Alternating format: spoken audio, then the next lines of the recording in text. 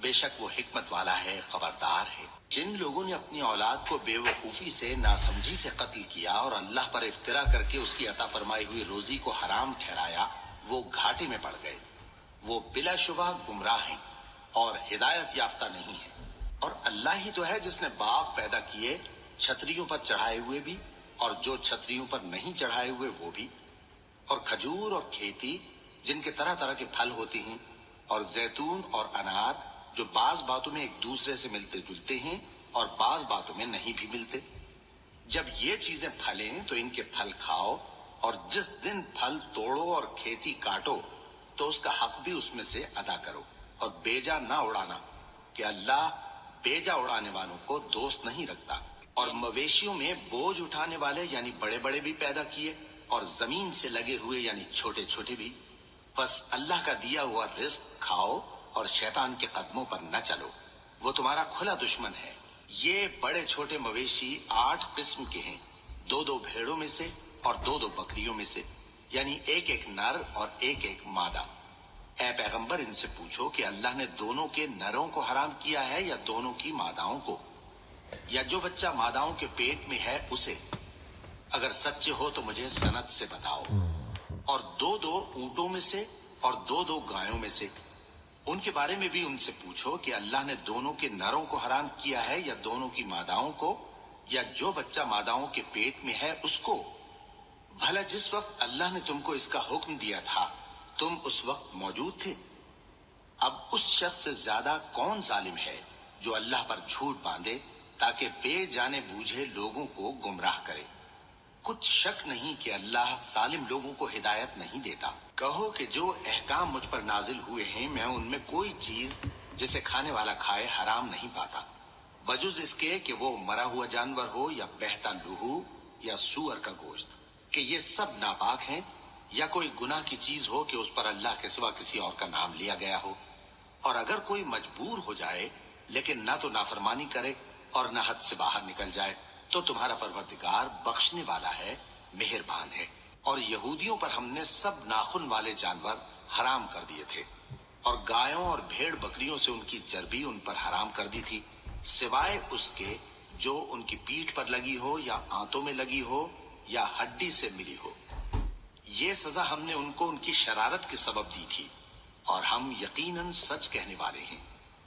اب اگر یہ لوگ تمہاری تکذیب کریں تو اے پیغمبر کہہ دو تمہارا پروردگار بڑی رحمت والا ہے، اور اس کا عذاب بھی گناہگار لوگوں سے نہیں ٹلے گا۔ جو لوگ شرک کرتے ہیں وہ کہیں گے کہ اگر اللہ چاہتا تو ہم شرک نہ کرتے، اور نہ ہمارے باپ دادا شرک کرتے، اور نہ ہم کسی چیز کو حرام ٹھہراتے۔ اسی طرح ان لوگوں نے تکذیب کی تھی جو ان سے پہلے تھے، یہاں تک کہ ہمارے عذاب کا مزہ چکھ کر رہے۔ کہہ دو کیا تمہارے پاس کوئی سند ہے؟ اگر ہے تو اسے ہمارے سامنے لاؤ۔ تم لوگ تو بس گمان کے پیچھے چلتے اور اٹکل کے تیر چلاتے ہو۔ کہہ دو کہ اللہ ہی کی حجت غالب ہے، پھر اگر وہ چاہتا تو تم سب کو ہدایت دے دیتا۔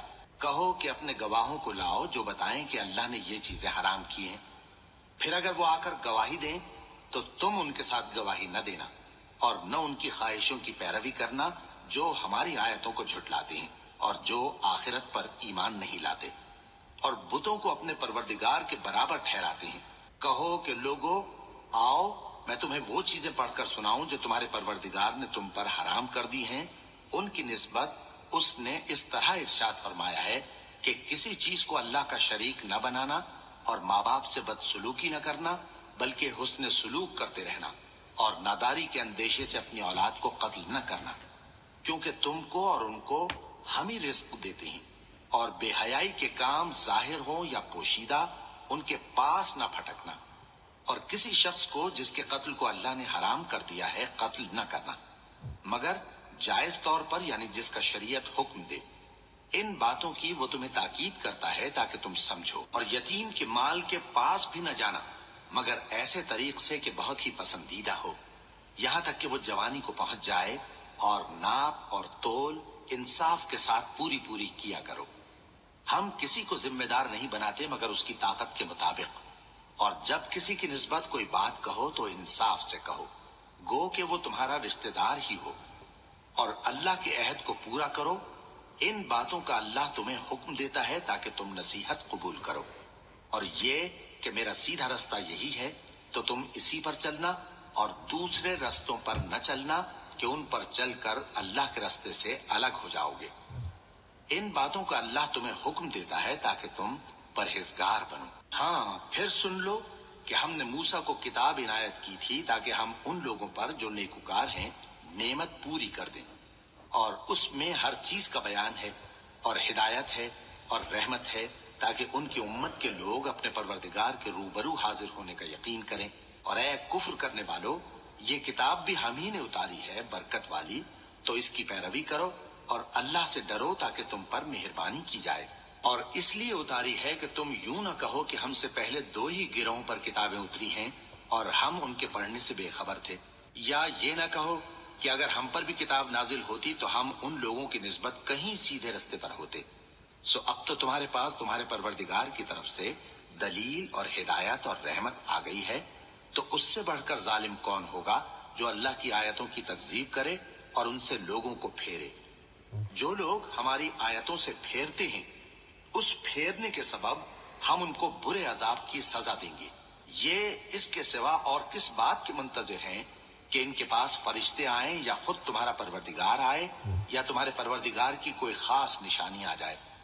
جس روز تمہارے پروردگار کی خاص نشانی آ جائے گی تو جو شخص پہلے ایمان نہیں لایا ہوگا اس وقت اسے ایمان لانا کچھ فائدہ نہیں دے گا، یا جس نے اپنے ایمان کی حالت میں نیک عمل نہیں کیے ہوں گے تو گناہوں سے توبہ کرنا مفید نہ ہوگا۔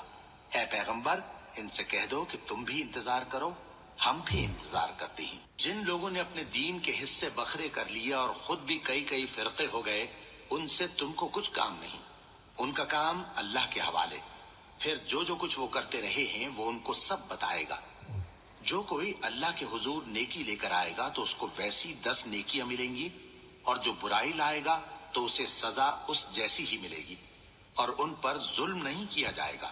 کہہ دو کہ مجھے میرے پروردگار نے سیدھا رستہ دکھا دیا ہے، یعنی دین صحیح، طریقہ ابراہیم کا، جو ایک اللہ ہی کے ہو رہے تھے اور مشرکوں میں سے نہ تھے۔ یہ بھی کہہ دو کہ میری نماز اور میری قربانی اور میرا جینا اور میرا مرنا سب اللہ رب العالمین ہی کے لیے ہے، جس کا کوئی شریک نہیں، اور مجھ کو اسی بات کا حکم ملا ہے اور میں سب سے اول فرما بردار ہوں۔ کہو کیا میں اللہ کے سوا کوئی اور آقا تلاش کروں، جبکہ وہی تو ہر چیز کا مالک ہے، اور جو کوئی برا کام کرتا ہے تو اس کا ضرر اسی کو ہوتا ہے، اور کوئی شخص کسی دوسرے کے گناہ کا بوجھ نہیں اٹھائے گا۔